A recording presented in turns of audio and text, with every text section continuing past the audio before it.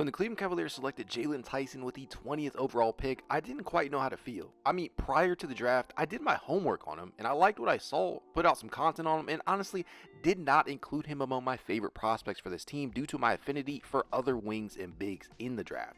So when pick 20 came up and Tyson's name was shown across my TV screen, I admittedly felt a little down in the dumps. That said, I knew I would end up giving Tyson a chance to make me fall in love with this pick, and I gotta admit, folks, he's made me a real believer very, and I mean very quickly. I have gone from feeling uneasy about it to basically feeling like this was the best possible selection the Cavs could have made at 20.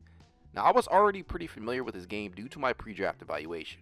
And offensively speaking, I felt that Tyson could be exactly what the wing star Cavaliers needed due to his sheer versatility. While at Texas Tech, he manned more of an off-ball role where he excelled in some very important areas. While there, he ranked within the 97th percentile in cutting efficiency, with the 90th percentile in catch and shoot efficiency, the 94th percentile in transition, and the 88th percentile in at the rim. This speaks to his ability to be effective without the ball in his hands, and so far, he's shown pretty much all of these skills are legitimate. Despite not being the quickest or fastest player in the open court, he runs the floor very well, showcasing high-level anticipation.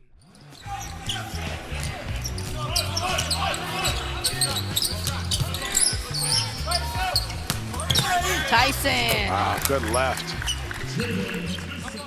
He can get to the rim at will and appears to be a high-level finisher. He has no problem using all, and I mean all, of his 218.2-pound frame to his advantage when attacking said rim. The former Golden Bear can fight through contact and doesn't appear one bit afraid of it. Tyson was never a high-volume shooter at any of his stops at the collegiate level. He was an efficient marksman while at Texas Tech, finishing his sophomore year with a pristine 40.2% from the three-point line, but that came on just 3.5 attempts per game.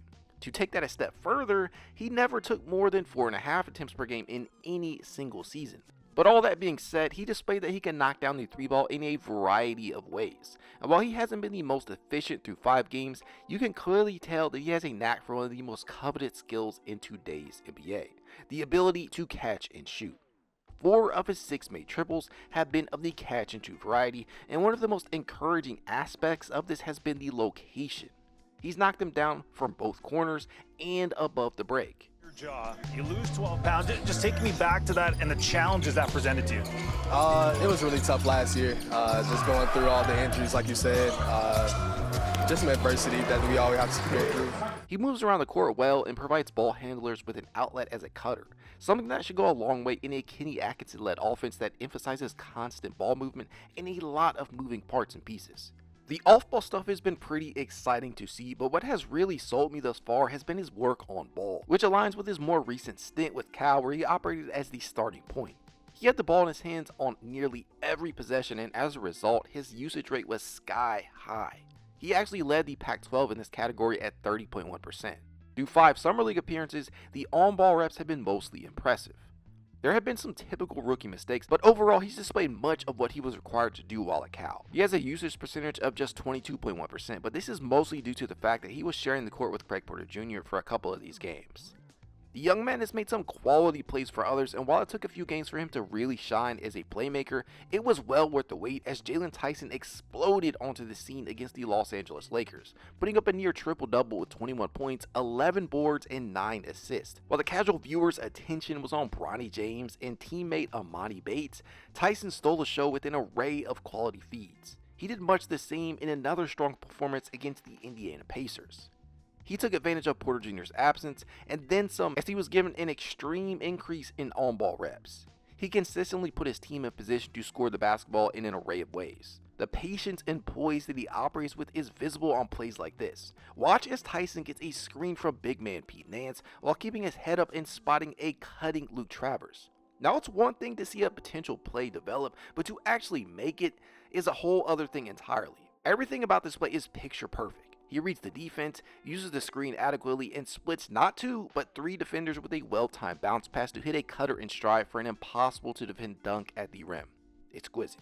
And then you have sequences like this in which Tyson appears to be beat as he is funneled toward the waiting arms of former Cavalier Moses Brown, only to dump it off with a pinpoint pass to a cutting Naquan Tomlin while nearly under the basket. His head was on a swivel the entire time.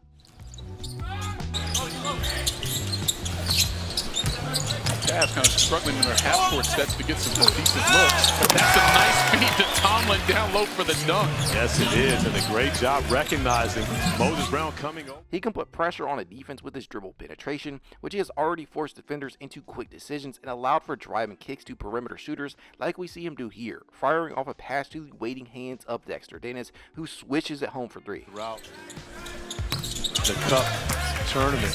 Yeah, Ensure those guys, because they don't need it. Can he operate the pick and roll? Check. Watch as he uses the screen, beating the drop coverage in the process with a well-timed lob to Nance, who was able to finish through the contact for two. It's been a fairly common sight for Tyson at this point. He reads and reacts, making the right pass more often than not, and it's some really impressive stuff from a rookie. For those of you waiting to see whether or not the highly touted facilitation was real, you got your first real taste of it against LA. You had an assist percentage of 50% against the Lakers and an assist to turnover ratio of 4.5. The on-ball skills don't stop at facilitation either. There is real shot creation on display here, and it is coming from all three major areas. From inside the paint, the mid-range, and outside the arc. Tyson has no problem putting the ball on the floor and antagonizing the heart of the defense with quality rim pressures. We've already seen him finish in traffic a number of times, absorbing contact and drawing foul calls along the way. Against the Lakers specifically, he managed to generate 9 free throw attempts on 6 fouls drawn. And against the Pacers, he did much the same, using no more than 1 or 2 dribbles to get to the rim where he would finish over the contact. He has taken and made some tough looks from the mid-range area already and appears comfortable picking his spots and taking whatever the defense gives him and not forcing things. He hasn't done it with tremendous volume, but he is absolutely capable of pulling up on a defender and drilling a triple right in their eyeball. The step back triple is within his deep bag of tricks, and it's been refreshing to see a Cavs wing show the confidence to take them in the first place. He was in the scouting report.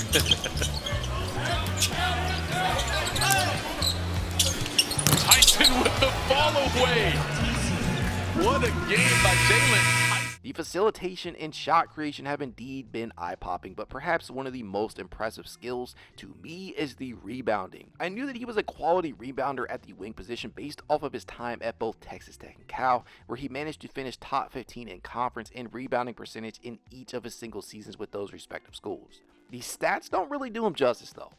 You have to see him box out and position himself for both offensive and defensive boards. Now, the offensive rebounding is what really pops off the screen to me. It's not only the fact that he is positioning himself to keep possessions going, but oftentimes he is grabbing these rebounds and putting a shot right back up, which has often resulted in 2 points. He pulled down 5 alone against the Bucks. Tyson just always seems to be exactly where he needs to be for loose rebounds. In his 5 Summer League appearances, he averaged 7 rebounds, 2.2 of the offensive variety. We have every reason to believe that this type of production should carry over. After all, so much of rebounding is proper positioning and effort, both of which Tyson has down to a T.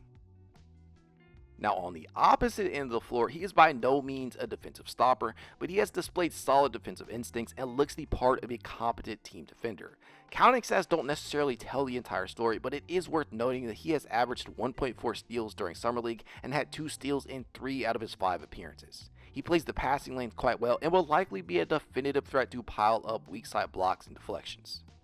I don't see an Isaac Okoro level perimeter defender, but what I do see is someone who will always give 100% effort and do his best to stay in place. He will get beat at times and has shown the ability to recover nicely and be there to clean things up on the glass. Overall, it's safe to say that I feel much better about this pick now than I did when it was first made.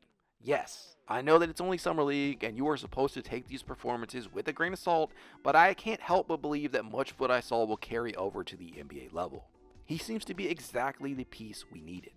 Jaylon Tyson may not be the piece we asked for, but he is the type of player that we needed. Kudos to the scouting department and front office for seeing through the draft day bullshit and pulling out a possible day one difference maker. Regardless of how you view him, whether it be as a possible Karis LeVert replacement, eventual starter, or perhaps even day one starter at the 3, one thing is for certain. The future appears very bright for one Jaylon Tyson. Go Cavs!